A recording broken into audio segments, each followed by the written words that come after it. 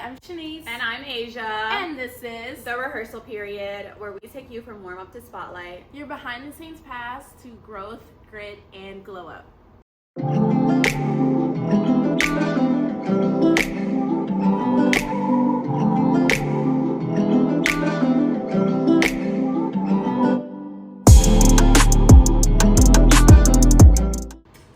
So, girl, there's the a review. lot.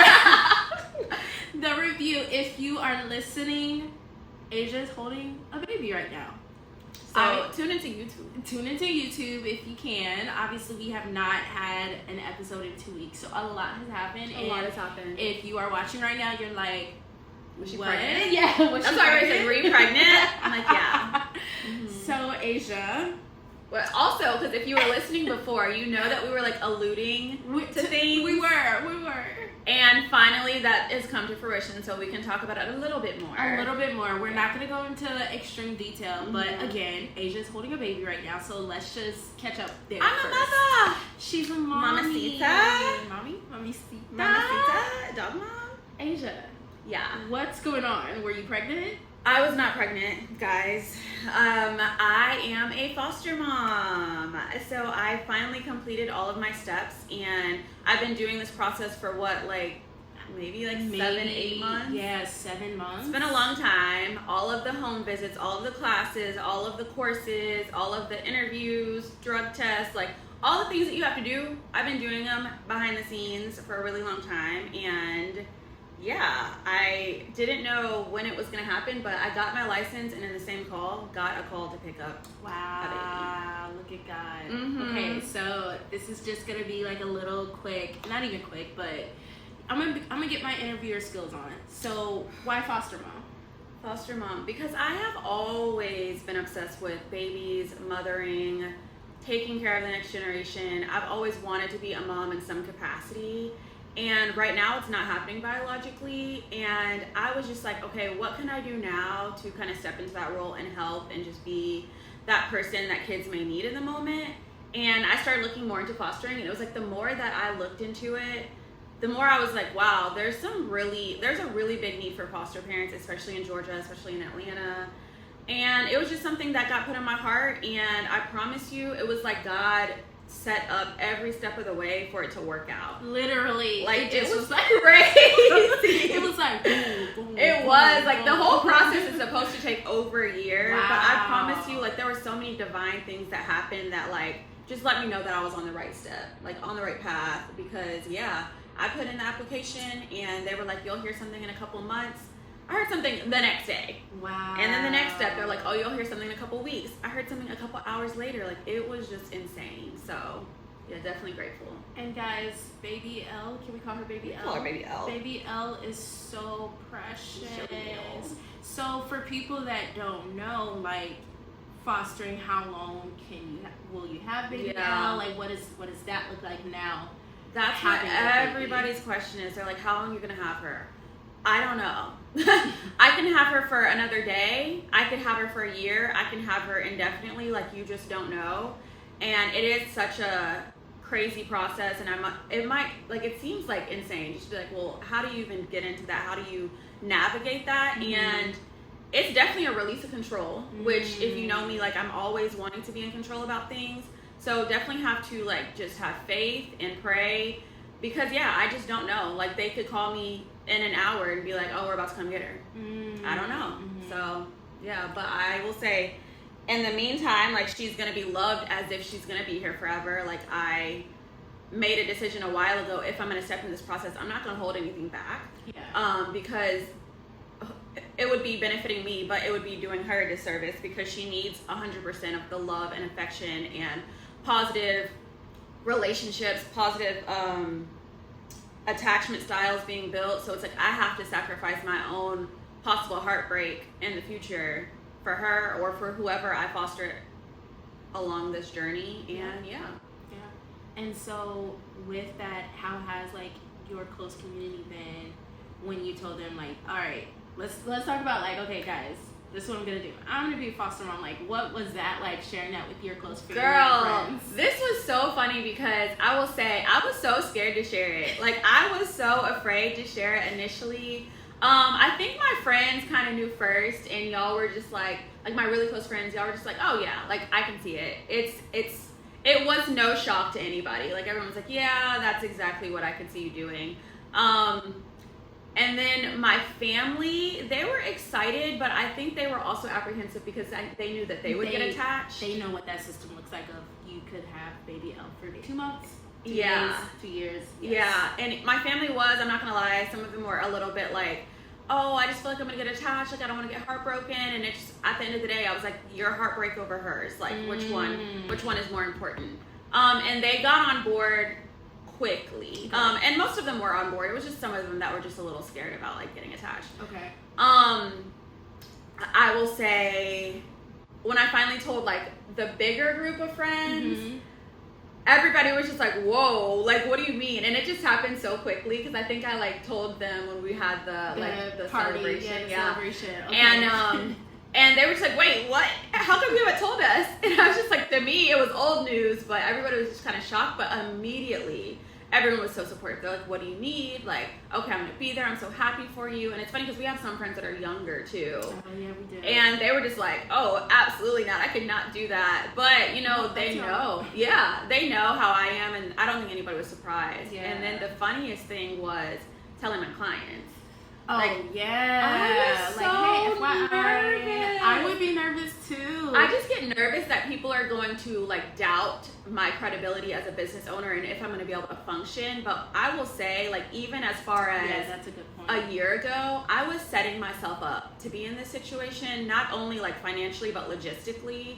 I was making sure like certain classes were covered. I altered my schedule this year, so I'm only teaching 3 days a week. I don't do mornings anymore. I don't do daycares anymore. I do 3 days in the afternoons for a couple hours, and I do rehearsals on Saturday. Sounds like a working mom. Literally. And then I even, like, my manager that I hired recently for the studio, nanny experience, like, I got her background check to help me, like, while I'm at the studio. Like, everything had been set up. I had set up tours for daycares before I even got my license, you know? So I had it pretty down pat, but I was still so nervous. And when I tell you, I felt so dumb being so nervous because everybody was so excited. Everybody was so excited, supportive. Like, they were just like, what do you need? Like, bringing me gifts and presents and like stuff for her. And I had told them before I got her, I was like, hey, just letting you know, like, I'm about to get licensed. Yeah. So if you see me with a kid, like, yeah. And everyone was just positive. Like, they've been with me for a while. And I will say, this group of parents, and I think I've said this before, like, this is my best. She said this on another episode. Yeah, like, this is my best group of parents. They're so positive, and they're just so supportive and loving. And everyone is just, like, you know, giving me advice, giving me, like, all the things. And yeah, it's been an amazing experience. And it's been beautiful. Like, obviously I haven't talked about it. This will be my first time. But, like, I would just sit here in tears sometimes just because I'm just so... Yeah, it happened so fast, and it was just so, like, I feel like divinely orchestrated, and don't get emotional, Asia. I know, it's okay too. Yeah, it's just one of the most beautiful things that I've ever experienced in my life. So, yeah. But yeah, it's been great. So, what is happening? Is it raining? It's raining. Wow. So yeah. She's such a sweet baby. Oh my God, she is such a sweetheart. She's like amazing. And then again, you know, in 6 months, maybe you have a baby boy. You're like, yeah. Like, it's the next question I want to ask is, you kind of touched on it, but why were you, like, when filling out the application, is it 0 to 12 months or something like that? Yeah. Why did you gravitate towards that age range? So I did 0 to 12 months initially. I changed it to 0 to 4 years old, but I eventually talked to like I don't know what her position is. She's like a supervisor, but she's like, no, you can do 0 to 12 months. But a lot of people don't know this, but I have been around babies my entire life. Like, I probably have the most experience that you can have other than actually having a kid. Yeah. Because I just grew up nannying, grew up babysitting, grew up just around babies. Like, I was always volunteering in nurseries every summer. I was working at like YMCA in the nursery, working at like everywhere. My friend's mom had a home daycare. I was there all the time. Then I did my degree in child and family studies. I actually owned a daycare when I was in Tennessee while I had the studio. So I just had so much experience, and for some reason I always became people's first nanny. Like, I have so many clients that, like, I was their very first nanny or babysitter, and so I know how to properly, like, implement schedules, like all of the milestones with babies, and then not to mention my brother was born when I was 19, so that was like my baby. That's literally my son. Yes. So, who is taller than me now, by the way? Oh, wow. Just figured that out. I did kind of peep that on your stories. I was like, that's that same. That's yeah, grown man. But and also just the fact that I do have the studio. I know that I have a lot of time, like free time during the day, and then my afternoons are kind of taken up. So I didn't want to get someone in elementary or middle school who they would be gone at school all day, and then they would come home and I'd be having to teach, and we just wouldn't have any time to bond. So that's why I decided on that age group. And then I also I don't sleep anyway. So I'm like, we might as well just be up when we be up together. Yeah. So what does it look like? Like, obviously I know this about you, but like for our listeners or our viewers, like, what does it look like if you are given the opportunity to adopt said foster baby? Yeah, I mean, it would be a long process. So that's why it's like, if you're gonna foster, do not go in with the foster. Don't go into fostering with the intent to adopt, because you just never know. Like, you don't want to be thinking, oh, I'm going to adopt this child from the beginning, because chances are it's not going to happen. But if it were to happen, there's something called like termination of parental rights, which they obviously like give her parents a case plan. They would work it, which we're rooting for them to work it. But if they didn't, and they weren't in a place to care for her, and there were no other family members, then it would be TPR, and then she would be eligible for adoption, and then they obviously ask the foster parents, like, first choice, yeah, do you want to adopt? Which I am open.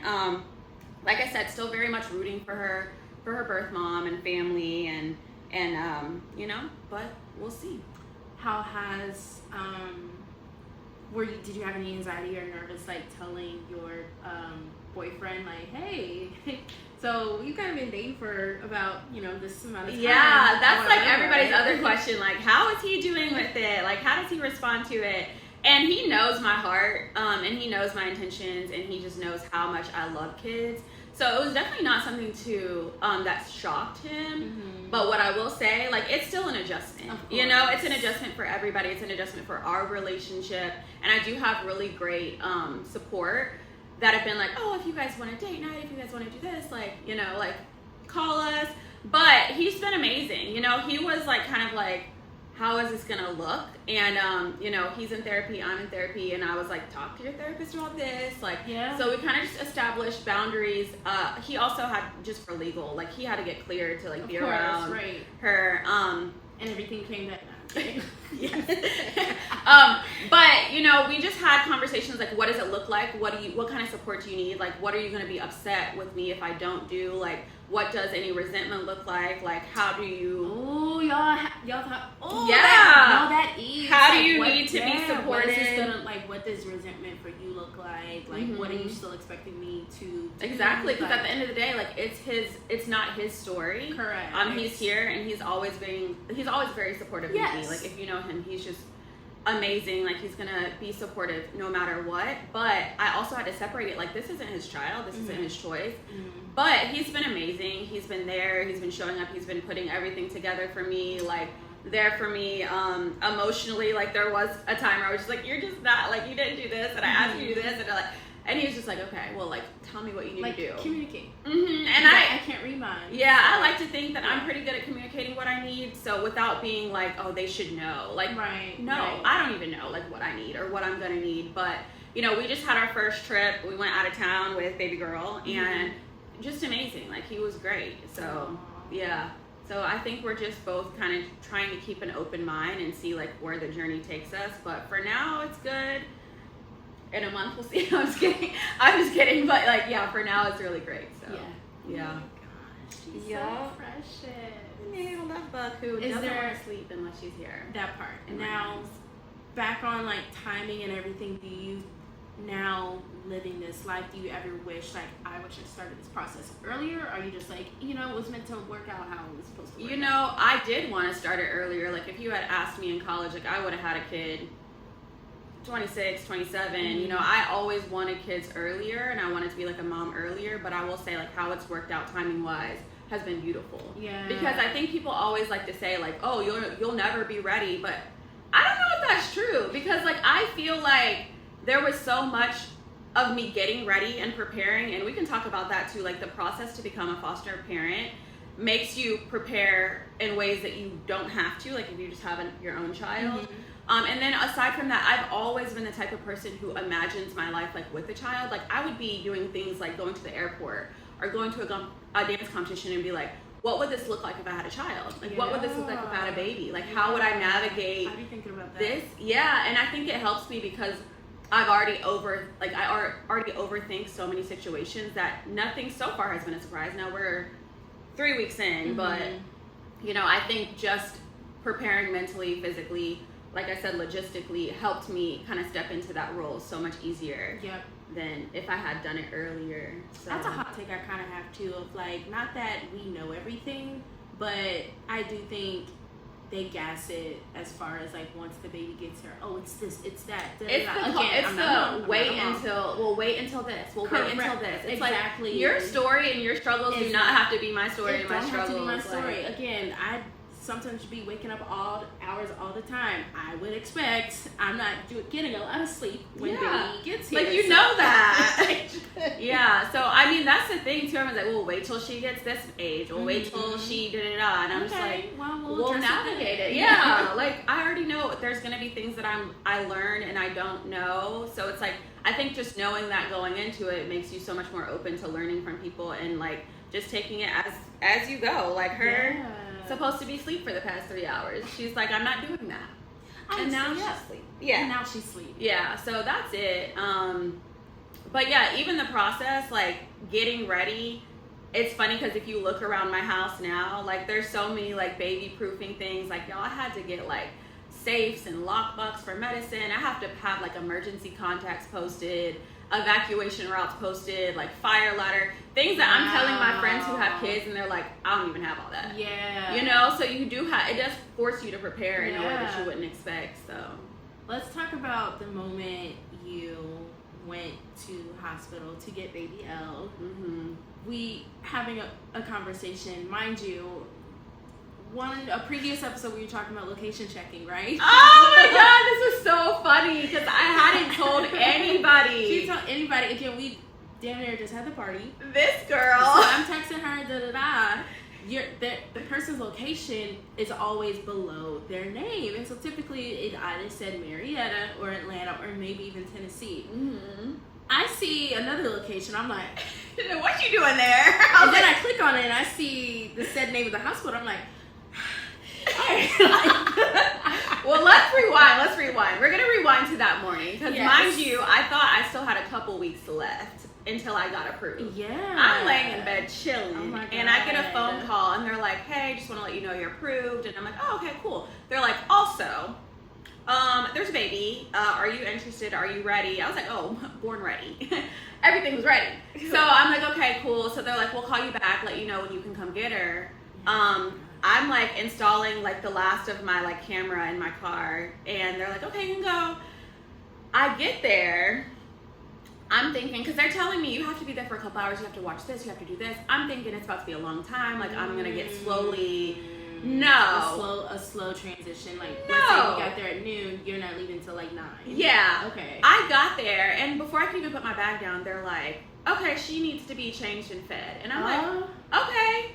And they're like, oh, okay. And I'm like, I'm already clocked in. Okay. So I clocked in right away. Like I didn't even get a chance to process. I didn't get a chance to do anything. I hadn't even told like my family. I hadn't told friends. And then she's like, excuse me, why are you at this hospital? What you doing out there? I was like, oh. And I was like, it's happening. It's happening. And I was like, okay, then, we'll catch up later. Yeah, and then the way that they like threw me in there and they're like, okay, do this. I'm thinking I have to take these classes. They're like telling me a couple of things and they're like, okay, go get your car. I'm like, wow. Oh. And the whole time I'm just in disbelief. Like, y'all really about to give me this child? Like, mind you, I'm prepared, but I'm still like, I know I'm one of the more prepared ones. Like, people who are not prepared, I'm like, are y'all good? But yeah, she's like, okay, go get your car. I'll meet you downstairs. And then even afterwards, I'm like, is that it? Like, I feel like I need to hug the lady. She's like, all right, bye. Oh, wow. So I'm just driving home, like, with this child. And I'm just like, okay, now we should probably call some people. Yes. So yeah, called my mom, called my friends, and yeah, we've been rocking ever since. So yeah, it's been amazing. What has been your nightlife lately? The nightlife is funny because I'm like, you know how you get ready for bed and you like wash your face, you do your skincare, like you do all your things. No, I have a full nighttime routine that involves like pre-filling bottles, taking this upstairs, making sure this white noise is on, like making sure this is like in place. Like I am so strategic with like how we prepare to go upstairs. I don't want to come back downstairs. Yeah. So I'm like pre-filling everything, pre-doing everything, setting stuff aside, making sure it's all good to go, setting like this aside, and yeah, we just go upstairs, goes to sleep, wakes up, change feed, goes to sleep, wake up, change feed, go to sleep. Maybe we're up for a little bit. Change feed. Plus, club, another club. Exactly. Until I decide in the morning, okay, it's time to just wake up for real. Yeah. But yeah, that's how it is. And I mean, like I said, luckily that's kind of how I operated anyways. Like I would wake up every couple hours. I have like this sleep condition, but yeah, my body can't regulate the difference between night and day. Mm-hmm. So neither can she. And yeah, she wants to touch you while she's asleep. But yeah, it's been cool. I will say one thing, as prepared as I thought I was, one thing that I was not ready for. Oh. It's not bad. How small she was. Oh. Because I had all of my clothes in every single size, all of my diapers in every single size. I had like 4 different types of bottles, 3 different types of pacifiers. Like I was like prepared for the unknown and prepared for like as you can be for a big age range. Right. She was 4 pounds. And she couldn't fit nothing. She couldn't fit the diapers I got. She couldn't fit the clothes I bought. She couldn't take the bottles that I had, the passies that like I had to completely like reframe my mind and make sure I was ready to go for like a preemie because she was so tiny. Wow. Yeah. So yeah, I was like, okay, I gotta go get clothes. Like I had one preemie outfit. I had to just thug it out and do what I need to do. And it is, let me tell you this. Clothing makers, like why is it so hard to find preemie clothes in store? It's difficult, but we got it together. So yeah. Oh my gosh. Now, is there any outside of the question of like, oh my god, how long are you gonna have her? Like, is there any other questions that you're like, okay, I am kind of sick of like always getting that? A lot of people want to know like why she's in care, and I'm like, that's none of your business. That's not my story to tell. And yeah, some people are really invasive because they're like, oh, she's a child, but like she's still a person, and her mom is still a person, her dad is still a person. Like, it's not my business to share. And I would say everyone always is like, oh, how's Jamal taking it? Oh. They always want to know like how he's doing.